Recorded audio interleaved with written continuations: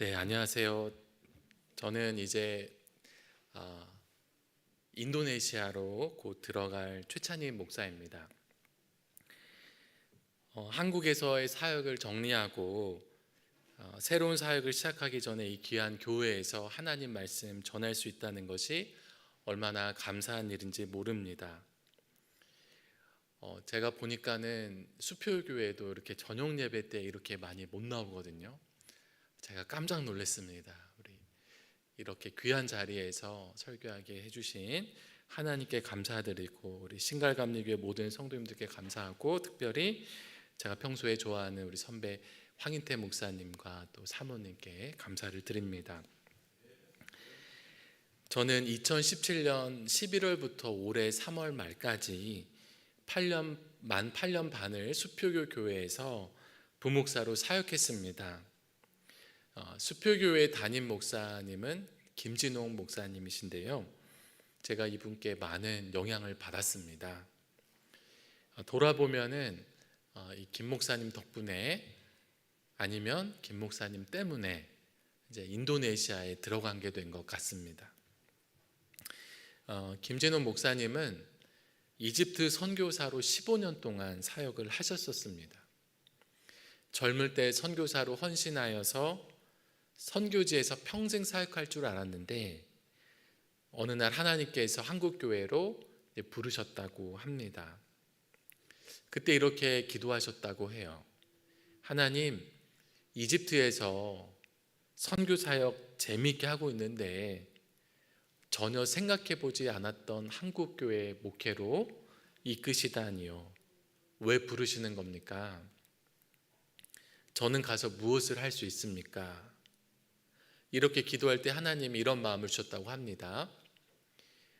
선교의 야성을 가진 내가 가서 선교적 교회를 세워라. 그래서 이 김진훈 목사님은 한국에서 목회하면서 어떻게 하면 선교적 교회를 세울 수 있을까? 이 고민을 하면서 비전을 가지고 사역을 하셨고 지금도 하고 계십니다. 이제 이분을 파송했던 그 교회가 이제 너무 분란이 있고 힘든 가운데 이 교회에서 파송했던 이 선교사님을 다시 부른 거예요. 그래서 김진호 목사님이 15년 동안 그 교회에서 사역을 잘 하시면서 선교에 관한 정말 많은 사역들을 하셨다고 해요. 그래서 서울 연회에서 선교하면 이 교회를 떠올릴 만큼. 그런데 이제 임재를 옮겨서 제가 사역했던 수표교회로 와서 이야기를 들어보니까 그 교회에 담임 목사가 바뀌고 나니까 선교적인 색깔이 완전히 다 사라졌다. 15년 동안에 선교적 교회를 세우기 위해서 그렇게 노력을 했는데 담임 목사가 바뀌니까 금세 없어지더라 하는 얘기를 들었다고 했습니다.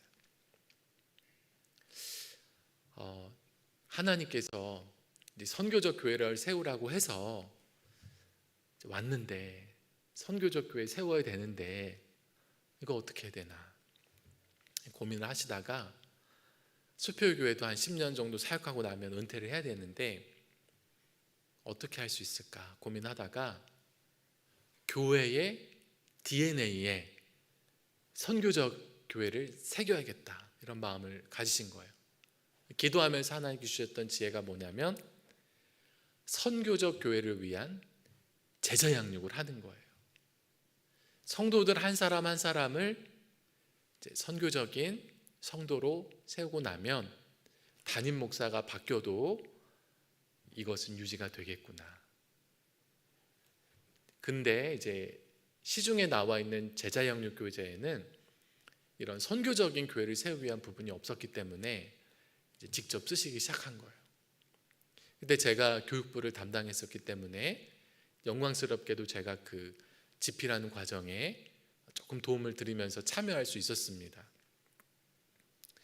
그런데 제가 그 책을 쓸 때만 해도요, 저는 그냥 이런 게 있나 보다.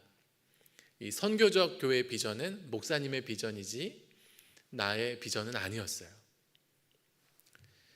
그런데 이제 책이 나오고 나서 실제로 제자 양육을 하기 시작한 거예요. 근데 제가 7기까지 이제 제자 양육을 했는데요. 36주 과정입니다. 아주 길게 했어요. 정말 이거 성도들 한 사람 한 사람 변화시키려고 36주나 되는 과정을 가르치는데 7개의 기수를 이제 반복을 하는데 한 기수에 한 반만 운영한 게 아니라 세네 반씩을 운영하기도 했었어요. 여러분, 근데 우리가 교육을 하려면은요 어떻게 됩니까? 먼저 제가 잘 알아야 되죠. 그리고 제가 먼저 설득이 돼야 됩니다. 그래야지 제가 진정성 있게 가르칠 수 있기 때문에 저는 이제 한 20번 정도 제자 양육을 진행을 하면서 그 교육이 저한테 계속 재교육이 된 거예요. 그러다 보니까 제가 차츰 선교적 교회에 대한 비전을 품게 된 거예요. 내가 나중에 목회를 하더라도 나는 선교적 교회론을 가지고 목회를 해야겠다. 그리고 제가 또 이제 교육 담당에서 선교 담당으로 옮기면서 이제 선교에 대한 강의 또 설교도 하게 되었고 또 많은 선교 활동에 참여를 하면서 선교를 알아갔습니다. 지나고 보니까 하나님께서 저를 선교로 한 걸음 한 걸음 이끄신 것 같습니다. 자꾸 선교적 교회 말을 하는데 선교적 교회가 뭔지 잠깐 설명을 드리자면요, 선교적 교회는 단지 선교를 많이 하는 교회가 아닙니다. 선교적 교회라는 개념에서는 교회를 이루는 구성원인 성도 한 명 한 명이 중요해요. 여러분 한 분 한 분이 중요한데요, 모든 성도가 선교적으로 살아갈 때 비로소 선교적 교회라고 부르는 겁니다. 그러니까 여러분이 한 분 한 분이 각자의 삶에서 선교사님들처럼, 그 정도는 아니더라도 선교인으로 이제 살아간다면 이 교회는 선교적 교회라고 부를 수 있게 되는 거예요. 이것을 처음 말한 분은 레슬리 뉴비긴이라는 영국 선교사님이에요. 이분은 인도로 파송을 받아가지고 40년 동안 사역을 하시고 돌아오셨어요. 근데 놀라운 일이 있었어요. 이분이 파송을 받을 때만 해도 영국 교회는 전성기였습니다. 근데 40년 동안 선교 사역을 하고 돌아와 보니까 우리가 익히 들었던 것처럼 영국 교회의 청년들은 다 빠져나가고 교회 몇 분이 안 남아있는 선교지보다 더 못한 영국 교회 상황이 된 거예요. 이분이 그것을 보면서 충격을 받았죠. 너무 안타까웠죠. 그럼 어떻게 했어야 됐나를 고민하다가 이제 세운 게 바로 선교적 교회론입니다. 그러니까 교회의 본질을 잊지 않고 내가 그리스도인이 된다는 것, 또 그리스도의 몸을 이루는 교회가 된다는 것이 사실은 엄청난 의미가 있다는 것을 놓쳤기 때문이구나. 그래서 그것을 회복하는 이제 이야기를 하기 시작한 겁니다. 여러분 한번 생각해 보세요. 초대교회 시절에요, 교회에 모인 모든 성도는 생명을 걸고 예수님을 따랐어요. 그리스도인이 되면 생명의 위협을 받았어요. 초대교회에 있던 사도 베드로나 스데반 집사님 같은 리더만 헌신자가 아니었고요, 모든 성도가 다 헌신자였고 다 사명자였습니다.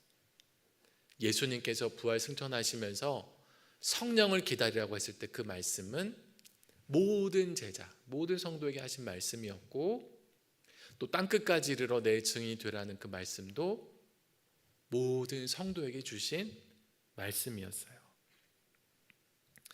그러니까 예수 믿는 것은 사실은 이렇게 우리의 삶이 송두리째 뒤바뀌는 겁니다. 예수님께서 거듭나야 한다고 했는데 완전히 새롭게 태어난 수준이에요. 그러니까 예수 믿는 게 이런 건데, 이 교회 본질을 놓치고 우리의 신앙생활이 어떻게 됐냐면 마치 종교 서비스를 이용하는 것과 같이 편안하게 신앙생활을 한 것이 우리 교회의 세태를 불러왔다고 보는 겁니다. 그래서 선교는 누가 하나요? 물어보면은 이런 교회는 선교사님이요, 목사님이요 이렇게 대답을 하는 거예요. 그러나 이제 모든 사람에게 주신 거라는 거예요. 근데 나에겐 선을 딱 그어놔요. 나는 선교는 좀 어려워요. 이렇게 말씀드리면은요, 선교적 교회가 참 부담스럽게 느껴질 수도 있어요. 하지만 결코 그렇지 않습니다. 우리 한 명의 그리스도인이 선교적으로 살아가는 것은 무거운 책무가 아니고요, 기쁘고 감사한 기회예요. 마치 이런 겁니다. 제게 딸이 한 명이 있어요. 제가 가끔 요리를 해주면은 그 계란을 풀어서 뭐 이렇게 오므라이스 비슷한 걸 해줄 때가 있잖아요. 그럴 때마다 이게 꼭 와가지고 그 계란 풀어 헤치는 거 자기가 좀 해본대요. 그래, 해봐라. 선교도 이런 겁니다. 우리가 하는 거는요, 하나님 아버지께 아빠 나도 이거 좀 해볼게요, 재밌어 보여요 하는 수준이에요. 정말이에요. 선교는요, 하나님의 선교라고 말해요. 그러니까 선교의 주체가 우리가 아니라 하나님이시라는 거예요. 하나님께서 선교를 해 나가시는데 우리는 정말로 숟가락만 거두는 거예요. 근데 숟가락을 얹을 그런 영광의 자리를 우리에게 허락해 주시는 거예요. 전능하신 하나님은요, 우리의 도움이 없이도 크고 위대한 일을 이루실 수 있으세요. 그러나 우리를 동역자로 부르십니다. 그것은 우리를 써먹기 위해서가 아니고요, 우리를 사랑하셔서 동역할 수 있는 특권을 주시기 위해서예요. 우리가 사실은 사랑만 받을 때 우리의 자존감이 높아지는 게 아니고 우리가 뭔가 할 수 있을 때 자존감이 높아지거든요. 그래서 자녀를 키울 때 뭔가를 하려고 할 때 너 하지 마라, 이게 정말 자녀를 위한 게 아니고 해봐, 조그만 거라도 하면 칭찬해주고, 이게 진짜 사실 사랑이죠. 하나님이 우리에게 함께 동역하자고 부르시는 것은 우리 써먹기 위해서가 아니라 우리를 사랑하시기 때문이에요.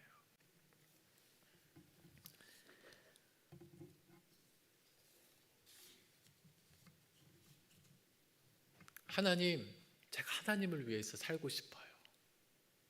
그때 하나님이 만약에 아서라, 너는 가만히 있는 게 나를 도와주는 거다, 너는 잘 때가 제일 예쁘다, 이렇게 만약에 말씀하신다면은 우리 마음이 섭섭할 거예요. 그런데 하나님은 내가 기쁘다, 내가 함께 할 테니 마음껏 해봐라, 이렇게 하시는 거예요. 오늘 본문 말씀을 보면은요, 이 사실이 더욱더 분명하게 드러나는데요, 먼저 4절과 5절 말씀을 한번 보겠습니다. 제가 읽어보겠습니다. 긍휼이 풍성하신 하나님이 우리를 사랑하신 그 큰 사랑을 인하여, 5절, 허물로 죽은 우리를 그리스도와 함께 살리셨고, 하나님의 큰 사랑으로 허물로 죽은 우리가 생명을 얻었다는 말씀인데, 여기서 되게 독특한 표현은 우리를 그리스도와 함께 살리셨다는 거예요. 예수님을 살리실 때 하나님의 능력이 얼마나 어마어마하겠습니까? 그때 우리를 함께 살리셨대요. 그 놀라운 순간에 우리도 함께 일어난 거예요. 또 우리가 여기까지는 잘 아는데 사실 6절과 7절은 잘 몰라요. 한번 보세요. 6절과 7절 함께 보세요. 또 함께 일으키사 그리스도 예수 안에서 함께 하늘에 앉히시니. 네, 우리를 예수님과 함께 하늘에 앉히셨다는 거예요. 이것은 미래형이 아니에요. 완료형입니다. 그러니까 우리가 예수님을 믿는 순간에 우리가 생명을 얻었을 뿐만 아니라 예수님과 함께 하늘에 앉았다는 거예요. 여러분 하늘에 앉으셨습니까? 네. 이것은 미래에 누릴 것을 끌어당겨서 현재에 사는 거예요. 우리가 이 땅에서 살지만 하늘에서 사는 것처럼 천국의 기쁨을 누리면서 사는 거예요. 우리 아까 불렀던 찬송가 나 이제 주님의 새 생명 얻은 몸, 영생을 누리며 주 함께 살리라, 오늘도 내일도 주 안에 살리라. 이게 바로 예수님과 함께 천국에 앉아서 살아가는 성도들이 부르는 노래가 바로 이 노래예요. 그렇다면 왜 이렇게 하나님께서 놀라운 은혜를 주시나? 이 7절에 말씀하는 거예요. 이는 그리스도 예수 안에서 우리에게 자비하심으로써 그 은혜의 지극히 풍성함을 오는 여러 세대에 나타내려 하심이라. 네, 자막 너무 감사합니다. 이게 쉽게 말하자면은 하나님의 그 큰 사랑, 자비를 우리가 받아서 그렇게 누리면서 사니까 우리를 통해서 나타내게 하려시는 거예요. 우리 주변에 또 다음 세대에, 그 다다음 세대에 알게 하려는 거예요. 그냥 알리고만 끝납니까? 아니죠. 그 사람들에게도 복음이 전해지고 이 풍성한 하나님의 사랑을 누리게 해주시는 거예요. 이게 선교입니다. 전도는요, 설득하는 게 아니에요. 영업하는 게 아닙니다. 하나님의 사랑과 은혜를 경험하는 나 자신을 보여주는 겁니다. 이게 전도고 선교예요. 우리가요, 예수 믿고, 예수를 충만해서 살 때 나의 살아가는 모습은 주변 사람들이 보고 알아요. 뭔가 다르다. 그러면 그들도 이 은혜를 사모하게 됩니다. 내가 받은 구원을 제대로 누린다면 선교를 안 하고 싶어도 안 할 수가 없는 거예요. 여러분이 빛인데 여러분이 가는 곳에 어둠이 물러가는 것은 당연한 거예요. 구원받은 삶과 선교는 하나일 정도로 이렇게 긴밀히 연결되어 있습니다. 지금 전 세계에 남아있는 선교지는 대부분 선교의 자유가 없는 곳입니다. 외국인이 내국인에게 복음을 전하는 게 불법이에요. 이런 곳에서 선교사님들은 어떻게 복음을 전할까요? 삶으로 보여주는 것, 이게 가장 중요하다 이야기를 합니다. 우리가 드러내놓고 말로 복음을 전할 수 없는 곳인데 하나님께서 놀랍게 일하고 계세요. 삶으로 하나님을 전하는 거예요. 근데 여러분, 우리의 삶이 얼마나 좋아야 우리의 삶에 나타난 하나님의 사랑을 우리가 전도하기까지 전할 수가 있을까요?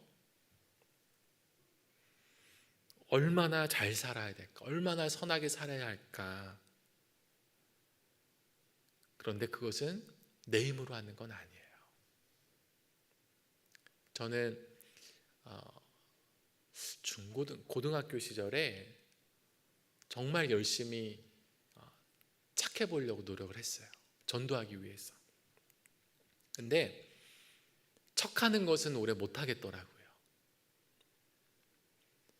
착한 척 하다가 제 본성이 나오니까 괜히 이중인격자라는 말만 듣고 안 좋더라고요. 우리가 착하려고 할 필요 없어요. 그럼 뭘 해야 될까? 어떻게 해야 될까? 그게 오늘 본문 안에 있어요. 6절과 7절에 있는데 반복, 6절에도 나오고 7절에도 나오는 말이 하나가 있습니다. 이거 혹시 맞추시는 분 있으면 제가 선물을 드리도록 하겠습니다. 아이고, 맞습니다. 네, 감사합니다. 네, 제가 선물을 드리겠습니다. 어떻게 이렇게 바로 맞추셨을까요? 우리가 예수 안에서 살면 됩니다. 그러니까 착하려고 할 필요 없어요. 근데 다만 예수님 안에서 살려고 노력은 해야 돼요. 그러면 이 부활의 능력이 우리 삶에 나타나요. 예수님 안에 살아가는 것은 우리 모든 성도가 해야 되는 일입니다. 그렇게 살다 보면 자연스럽게 복음이 전해져요. 그래서 이 선교는 내일이 아니야 이렇게 선을 긋는 대신에 오히려 적극적으로 하나님, 오늘 나를 통해서 하나님의 선하심이, 하나님의 사랑이, 예수님의 생명이 전해지게 해주세요. 오늘은 한나선교회 헌신예배이시죠. 저는 한나선교 회원들을 통해서 이 신갈교회가 복되고 부흥하기를 바랍니다. 그뿐만이 아니라 이 선교 회원분들이 가는 곳이 어디든지 직장이든 사업장이든 수영장이든 마트든 어디든지 예수 그리스도의 생명이 풍성하게 흘러가게 되기를 간절히 축복합니다.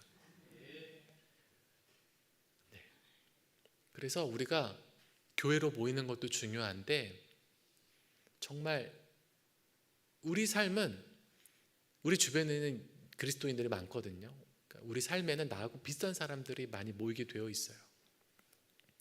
그래서 다 우리처럼 살 것처럼 아는데 세상에는 정말 예수님과 동떨어져서 어둠 속에 살아가는 사람들이 많이 있어요.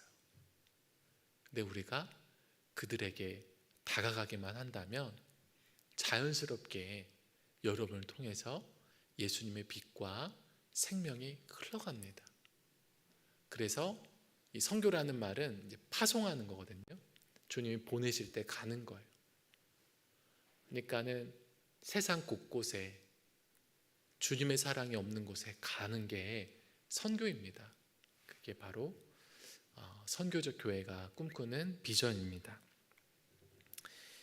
그렇다면 예수 안에서 살아야 되는데 어떻게 하면 예수 안에서 살 수 있을까를 조금만 더 구체적으로 말씀드리고 마치려고 합니다. 여러분 한번 성경책이 펴 계시면은 에베소서 2장이 펴 계시면은 2장 넘겨서 에베소서 4장 22절 말씀을 한번 보세요.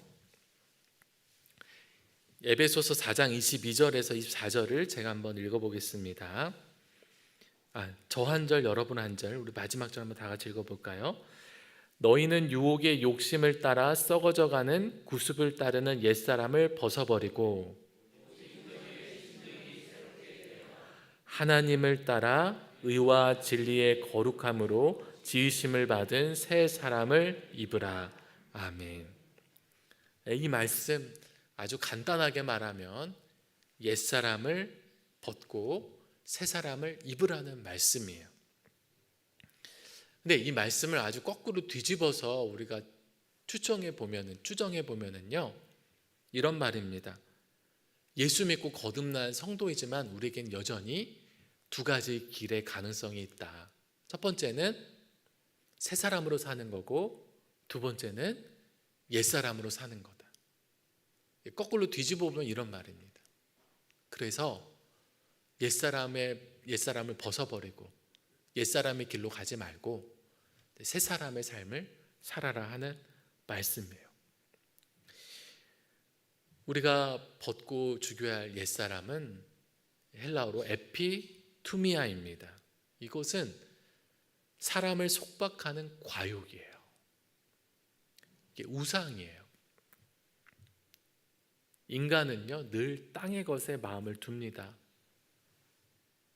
예를 들어서 자녀의 성공, 그것을 의지하고 그 위에 삶을 세우고 하나님 대신에 거기서 정체감과 의미와 구원과 사랑을 얻으려 해요. 우상은요 두려움, 분노, 충동, 중독 등 통제하기 힘든 과욕을 만들어내서 우리를 지배합니다. 그래서 우리가 여기에 마음을 빼앗기기 시작을 하면은 땅의 것을 얻기 위해서 남을 혹사시키고 착취하고 속이고 학대합니다. 그래서 이런 우상을 삶에서 걷어내고 마음을 거기서 돌이켜서 옛사람을 벗어버려야 되는 거예요. 그 다음으로 해야 할 일은 우리의 마음을 예수 그리스도께 두는 겁니다. 사랑과 의미를 찾으려는 인간의 갈망은요 우리 마음에서 제거할 수 있는 게 아니에요. 우리는 무언가를 늘 갈망하도록 지어졌어요. 하나님 우리를 그렇게 디자인하신 거예요. 그래서 우리가 이런 땅의 것을 추구하는 마음을 없애려면은요 예수님을 향한 사랑으로 대체하는 수밖에 없어요. 우리가 더 위대하고 더 아름다운 대상이신 예수 그리스도를 보고 바라보고 그분을 사랑하지 않는 이상은 다른 무언가를 우리 마음의 우상으로 삼을 수밖에 없어요. 그래서 예수님으로 우리가 채워질 때 죄가 매력을 잃습니다. 그때 우리에게 해방이 시작되는 거예요. 우리가 그렇게 예수님으로 채워지면은요 내가 예수님께 받아들여졌다, 주님이 나를 사랑하신다는 확신이 생기거든요. 그러면은 죄를 인정하기가 쉬워집니다. 그런데 반대로 예수님이 나를 받으셨구나, 나를 사랑하셨구나라는 확신이 없으면 죄를 인정하는 게 너무나 고통스러워요. 그래서 죄를 인정을 못해요. 예수님이 나를 받으셨구나 확신하게 되면 죄를 자백하기가 쉬워지는데, 그럼 선순환이 일어나요. 죄를 자백하면 자백할수록 예수님의 은혜가 더 귀하고 신기해집니다. 이렇게 예수님을 내 마음의 왕으로 모시고 살아갈 때에 하나님의 나라가 내 안에 확장되기 시작을 하는 거예요. 내가 선하게 살아야지 하는 노력은 자칫 율법주의로 빠지기 쉬워서 우리는 예수님과 연합하려는 노력을 해야 되는 거예요. 예수님께로 가까이 다가가면 다가갈수록 우리는 자연스럽게 거룩해집니다. 그러니까 우리가 신앙생활하는데 노력이 필요합니다. 노력이 근데 잘못된 방향으로 가면 율법주의에 빠지고요, 노력이 제대로 된 방향으로 가면 우리가 하나님의 은혜 가운데 거하며 살아갈 수가 있게 되는 겁니다. 다시 한번 정리하자면요, 우리가 예수님을 믿고 그리스도인이 된다는 자체가 굉장히 놀라운 일입니다. 우리가 완전히 다시 태어나는 것과 같이 큰 일이에요. 새로운 삶이 시작됐어요. 나는 예수 그리스도와 함께 다시 살아났을 뿐만 아니라 하늘의 주님과 함께 앉아있는 존재가 된 거예요. 그런데 나는 왜 그것을 못 누리고 살지? 난 왜 이렇게 교회 왔는데 은혜가 안 되지? 그거는 교회 탓이 아니라 내 탓일 가능성이 많아요. 내가 옛사람으로 살아가고 있을 때 그래요. 자꾸 내 마음에 두려움이 찾아오고 불안하고 미움이 생기고 시기가 생긴다면 내가 추구하는 게 아마 예수님이 아닐 거예요. 다른 무언가가 내게 가장 중요한 것일 거예요. 근데 내가 새 사람으로 살기 시작한다면 정말 예수님을 처음 믿었을 때 그 첫사랑의 감격과 그 놀라운 은혜를 기억하시지요? 그것들을 다시 회복하면서 살아간다면 이 땅에 살지만 하늘의 기쁨을 맛보며 살게 되고요. 그것은 내 주변에 있는 사람들이 다 아는 거예요. 근데 이 삶과 옛사람과 새사람은요, 너무 차원이 다르기 때문에 양다리는 안 돼요. 완전히 옛사람으로 살든지 새사람으로 살든지 때 이젠 우리가 마음을 정해서 새사람으로 살아가야 되는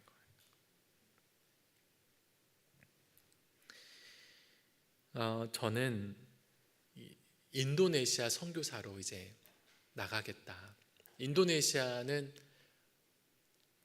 무슬림이 세계에서 가장 많은 나라입니다. 세계에서 인구가 4번째로 많고요. 섬이 12,000개나 있는데 이 동해에서 서까지의 거리는 미국만큼 넓습니다. 제가 이 인도네시아 선교를 마음에 품고 이제 순종하며 나아갔을 때 아주 큰 복을 받았어요.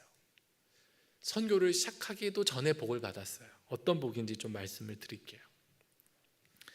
선교사로 나가기 위해서는요, 여러 준비를 해야 되는데 그 중에 하나가 건강입니다.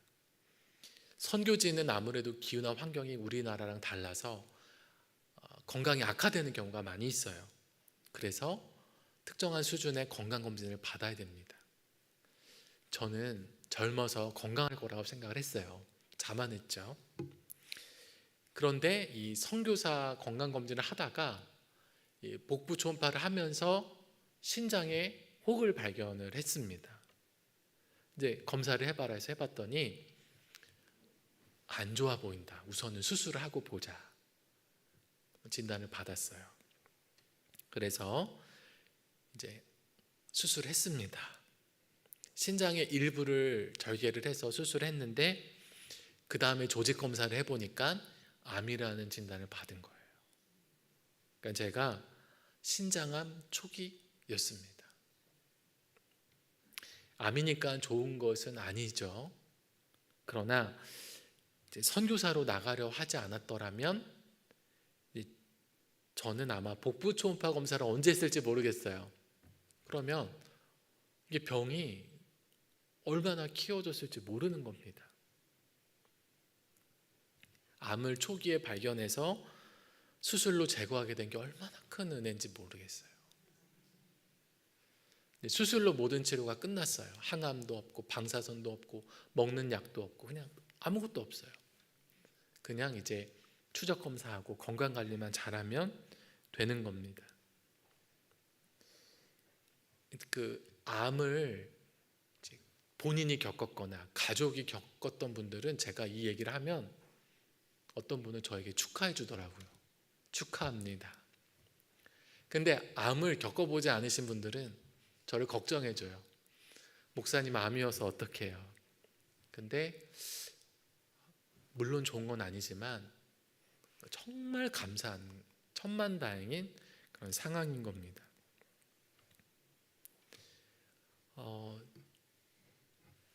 제가 이제 처음에 이게 너무 안 좋아 보이니 수술을 해야 된다는 얘기를 처음에 들었을 때가 가장 힘들었습니다.